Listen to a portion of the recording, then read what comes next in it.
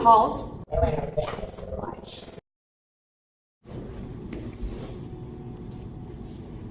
Are you going to the races? Not I. I get you to go. I am not fond of sports. I like some of that lively spirit that Antonio has. Don't let me stop you, Cassius, for doing what you want to do. I'll leave you.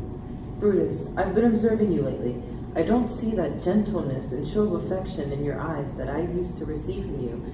You have too harsh and too distant manner with your friend who loves you. It is because my troubled face is turned only to my own problems. I have been upset. My conflict, emotions, and thoughts that I have kept to myself in harmful effect on my behavior. Your hidden worthiness in your own eyes, that you might see your image. I have heard that many of the most respected men in Rome, except the mortal Caesar, when speaking of Brutus and groaning under the oppression of the sage, have wished that noble Brutus had eyes in his head. You want me to look myself for something that isn't there? You know that you cannot see yourself so well as by your reflection in others. I, your mirror, will frankly reveal to you that aspect of your character that you are not yet aware of. I fear that the people chose Caesar for their king. I don't want that to happen, yet I love Caesar very much. What do you want to tell me? I know you have that virtue, as well as I know your outward appearance. People want you, Brutus. We want you. O you gods, it amazes me that a man of such weak character should surpass the rest of this glorious world and alone reap the rewards of victory. Rome, you have lost the ability to breed noble heroes. Oh, you and I have heard our fathers say there was a Brutus once who would just as easily have allowed the eternal devil to rule Rome. That you love me. I don't want all doubt how I have thought about this matter and all the things in which we live. I shall tell you about later. Until then, my noble friend, think about this. Brutus would rather be a humble village dweller. I am glad that my weak words have struck so much fire from you, Brutus. Talk to Casca, and he shall tell us the matter. Antonio, Cassius over there is too lean and hungry looking. He thinks too much, and such men are dangerous. Don't fear him, Caesar. He's not dangerous. He's a noble Roman, and friendly to you. I don't fear him, but yet if the name Caesar could fear anyone at all, I do not know the man I should avoid. Yes, Cascade, tell us what happened today that makes Caesar look so serious. Why? A crown was offered to him, and when it was offered, he pushed it away with the back of his hand, and then people started to shout. Was the crown offered him 3 times? Yes, indeed it was, and refused it 3 times. It was offered him by Antony. Did Cicero say anything? If so, what did he speak? Yes, however, if I tell you what he speak, I'll never be able to look you in the eye again. Will you dine with me tomorrow? Yes. Good, I will expect you. Tomorrow, if you wish to speak with me, I will come to your house, or if you prefer, come to my house, and I will wait for you. I'll do so. Until then, think about the political situation in Rome. Sir, your brother-in-law is at the door. He wishes to see you. Is he alone? No, sir. Let them in. I think we are intruding too boldly on your rest. Good morning, Brutus. Are we disturbing you? I just got up. I've been awake all night. I know these men who came along with you? Yes, every one of them. It is still doubtful whether Caesar will go out today, because he was recently become superstitious. Very different from the way he used to think about imaginary fears, dreams, and bad omens. Don't ever fear that.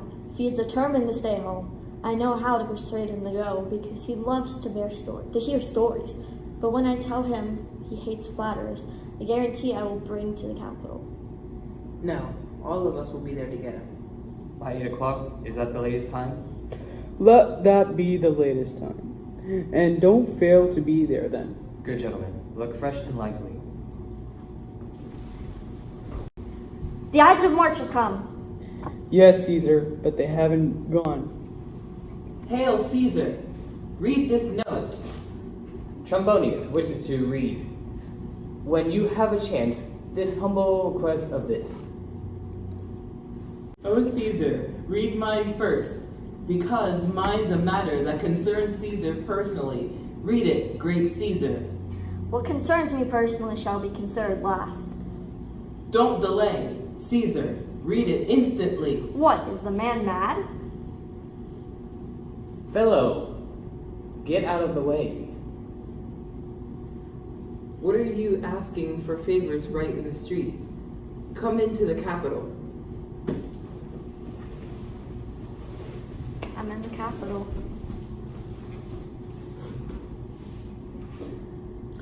I wish your business today may have good success. What business, Publius? Farewell.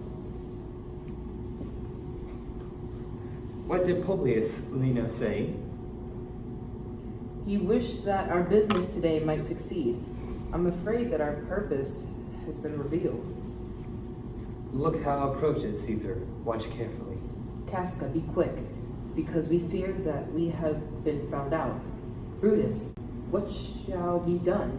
If our plot is known, either Cassius or Caesar will never return home alive, because I will kill myself. Where is Metilius Cimber?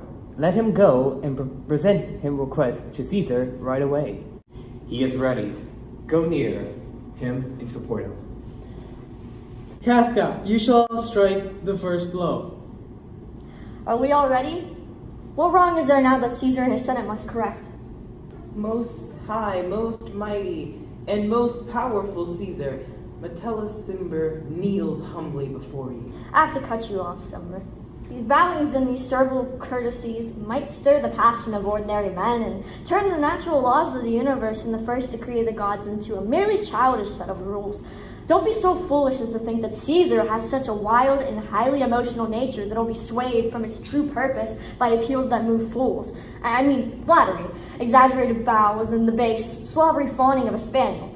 Your brother's banished by legal decree. If you choose to bend and pray and fawn for him, I will kick you out of my path like a detestable dog.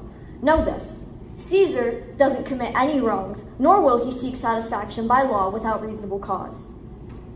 Is there any worthier voice than mine to plead more eloquently in great Caesar's ear to recall my brother from exile? I kiss your hand, but not to flatter you, Caesar. Desire that Publius Cimber may immediately be recalled from exile. What, Brutus? Pardon, Caesar, Caesar, pardon. Cassius bows as low as your foot to beg a reprieve for Publius Cimber. O Caesar, Away with you! Will you attempt the impossible like lifting Mount Olympus? Great Caesar! Don't you see Brutus kneeling in vain? let my hand speak for me.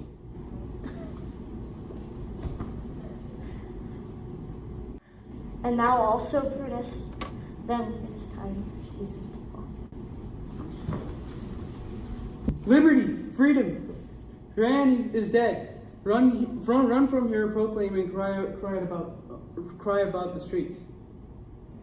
Let some go to the public speaking platforms and cry out, liberty, freedom, and the end of slavery. People and senators, do not be frightened. Don't run away. Stand still. Caesar's ambition has received its just reward.